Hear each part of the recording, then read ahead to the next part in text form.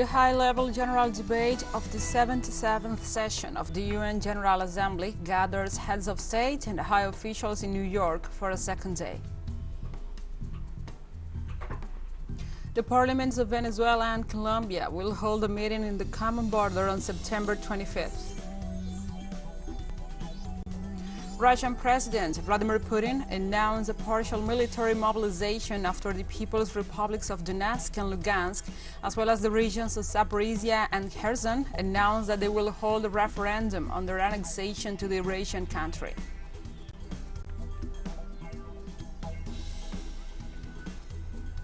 From the headquarters of TeleSUR English in Havana, Cuba, this is From the South. I'm your anchor, Gladys Quesada.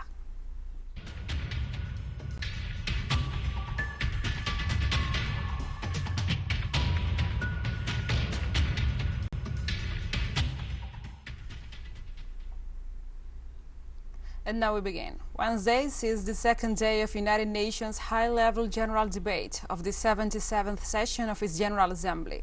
This is the first entirely in-person General Assembly meeting since the start of the pandemic. Heads of state, heads of government, and top diplomats address global conflicts, the economic fallout after COVID-19 pandemic, the climate change, and the social inequities that minorities still face worldwide.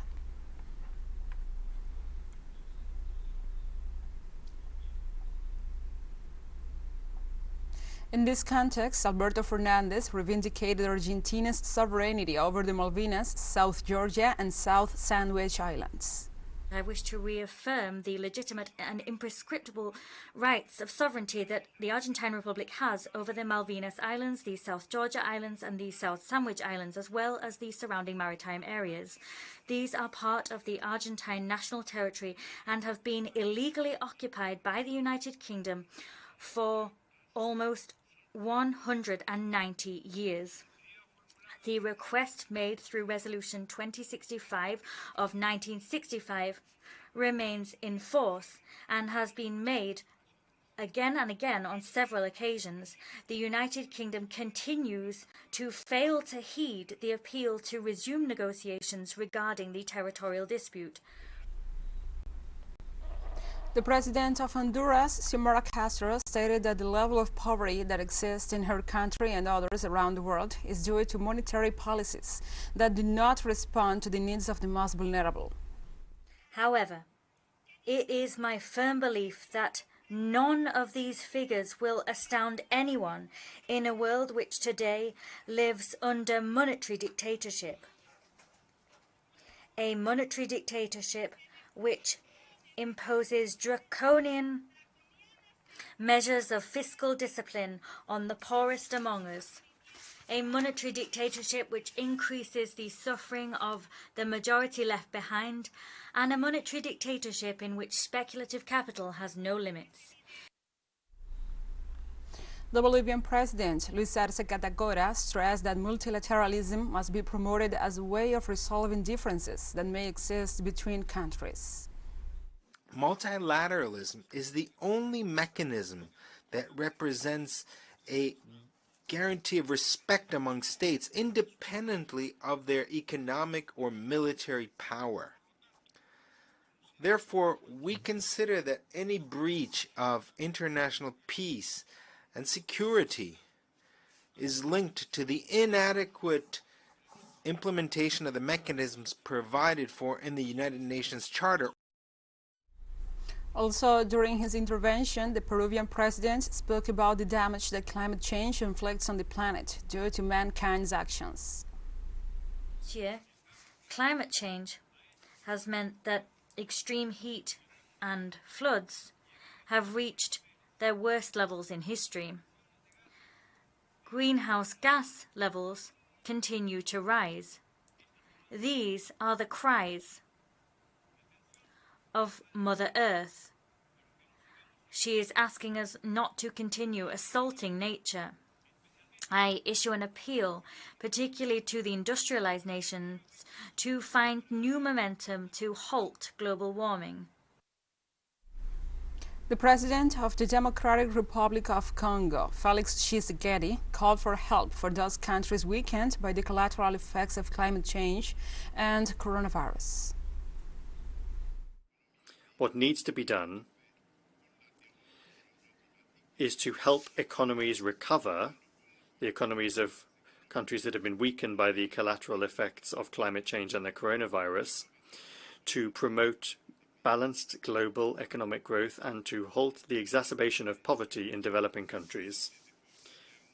We cannot overcome this challenge without internal good governance efforts at the national level, nor productive investments of capital, nor without real and sufficient transfers of financial resources to those who need them. For that reason, the Democratic Republic of the Congo calls for the proposal for rich countries to cede a percentage of their special drawing rights at the International Monetary Fund to less well-off countries to be fleshed out. The President of the Central African Republic, Faustin Archange Touadéra, stressed the importance of renewing the UN. Mr. President, is not the role of the United Nations to transform the world, to make it more just and more secure, and to ensure the dignity of each and every one of us, regardless of the global context? Because, indeed, the many hotbeds of tension and crisis around the world tug on our collective conscience and also show us that our organization is the product of a bygone era. For that reason, the Central African Republic reiterates its support for the common position of the African Union, which calls for profound reform of the United Nations and the expansion of the seats of members of the Security Council to ensure the more just, more representative participation of all continents. We'll take a short break now. Join us again after this.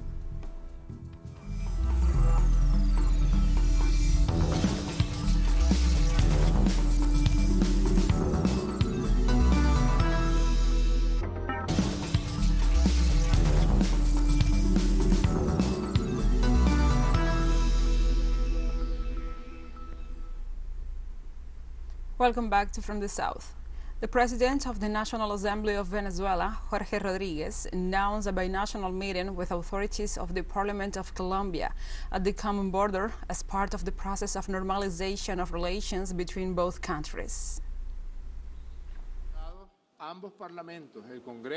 We have agreed both parliaments of the Republic of Colombia and the Bolivarian Republic of Venezuela to hold a bilateral meeting between the state of Táchira and the city of Cúcuta in Colombia, where we will meet with a representative of the Congress of Colombia, with a representative of its board of directors, and with a representative of the second committee of the Congress of the Republic of Colombia. We will also be accompanied by Venezuelan deputies from the border zones of the states of Táchira, Zulia, Apure, Amazonas.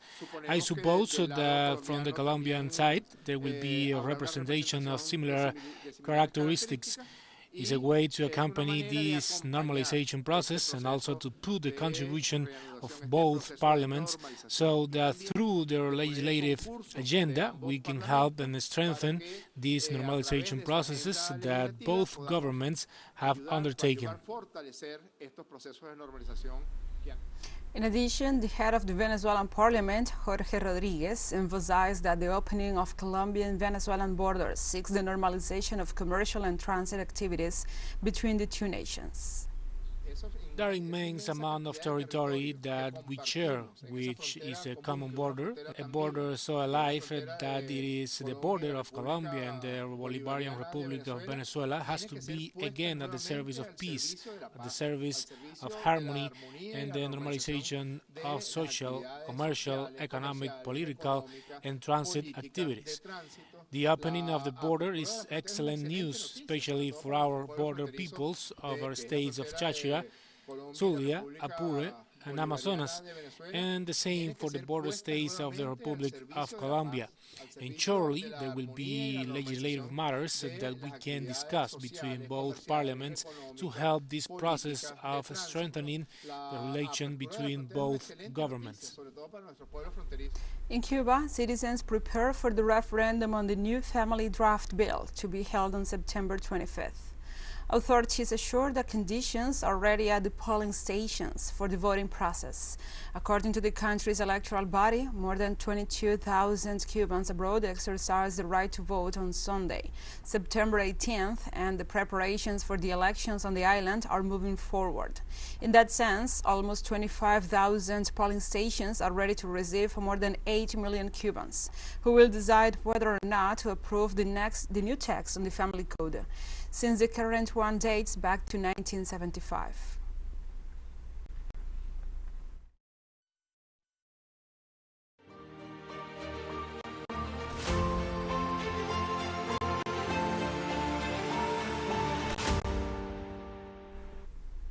Now we move on to other topics. Russian President Vladimir Putin announced a partial military mobilization after the People's Republics of Donetsk and Lugansk, as well as the regions of Zaporizhia and Kherson, announced that they will hold a referendum on their annexation to the Eurasian country. Protect our motherland, its sovereignty and territorial integrity, to ensure the security of our nation and people at the liberated territories. I consider it's necessary to support the Defense Ministry's and General Staff's proposal to hold partial mobilization in Russia.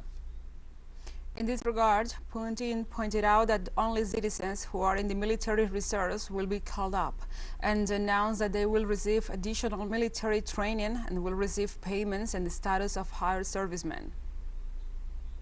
I repeat that we are talking about partial mobilization. That is, only citizens who are currently in a reserve will be subject to conscription, and above all, those who served in the armed forces that have a certain military specialty and relevant experience. Conscripts will mandatorily go through additional military training based on the experience of special military operation before departing to the unit.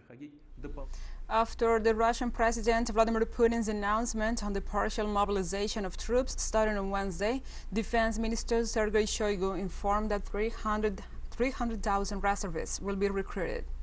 He stressed that the Russian forces are not only fighting against Ukraine, but also against the North Atlantic Treaty Organization, NATO, and the West. He also gave details on the number of civilian casualties suffered by the military operations ordered by Kiev. Shoigu gave a breakdown on the technical aspects of the operation that will deploy at this stage 300,000 new elements to be sent to the protection zones.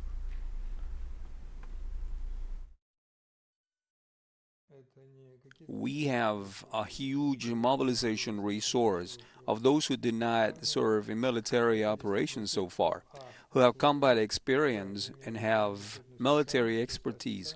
We have almost 25 million people who fit this criteria. Therefore, you understand that this partial mobilization is 1% or a little bit more.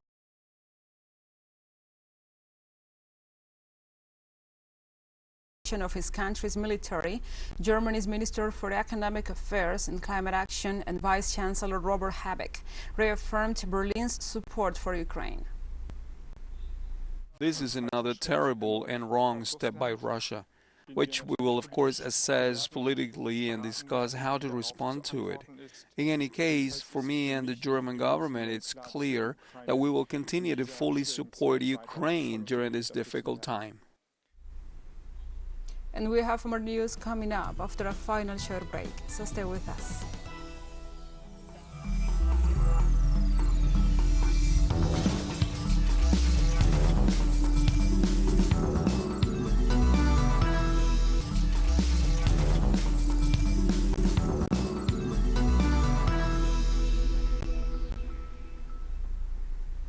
Welcome back. Nigeria battles its worst floods in a decade after heavy rains across the region.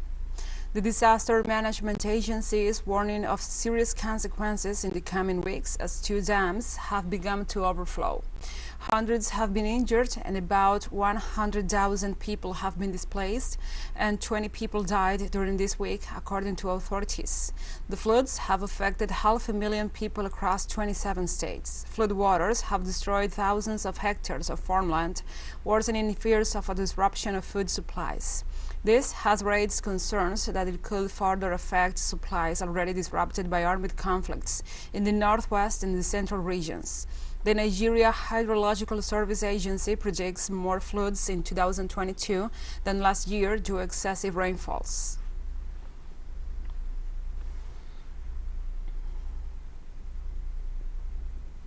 Sri Lankan Buddhist monks have taken to the streets to protest against rising electricity prices and call for subsidies for religious places following the recent tariff hike. The Council of Buddhist Monks had decided to keep temples across the island nation without lights on Vap Poya, celebrated on the full moon day of Bab, the 7th month of the Sinal Hills calendar. The traffic hike has increased the electricity bills in religious places by 5 to 6 times. Buddhist monks joined street demonstrations with the faithful as the National Bhikkhu Front organized a public petition on the day. Religious places depend mainly on donations from devotees, as there is no stable and adequate income for most religious places. Increment of the electricity bill is unbearable. The people are suffering in many ways, and now they have added an extra suffering by increasing the electricity bill and water bill. This is unbearable. We know how our people are suffering. We know how our people are crying. They are crying for justice. They are crying for peace. They are crying for live. They are crying for their children.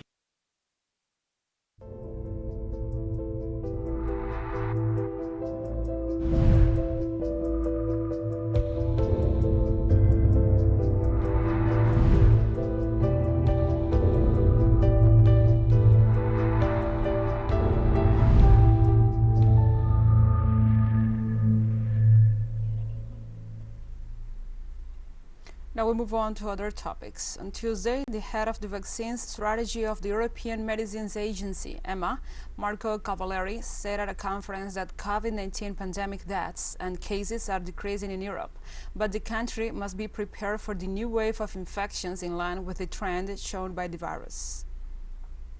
Data collected by the ECDC showed that in the last weeks there has been a decrease in the overall number of cases and deaths caused by COVID-19 in Europe.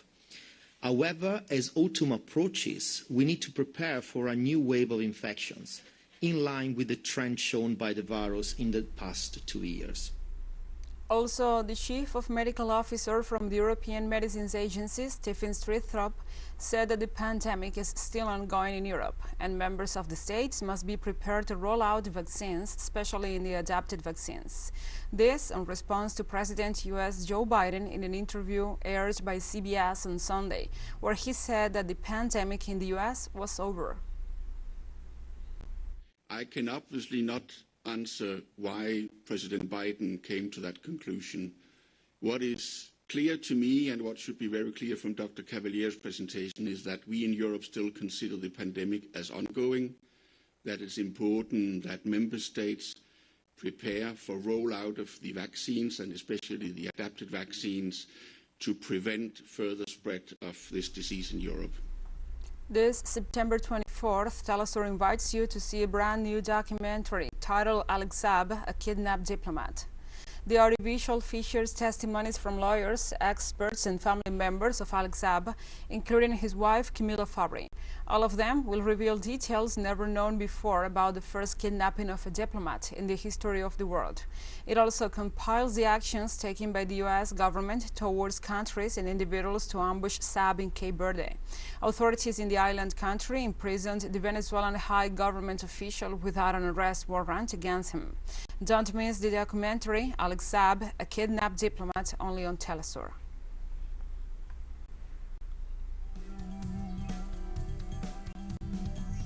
We have come to the end of this news brief. But remember, you can find this and many other stories on our website at telesurenglish.net.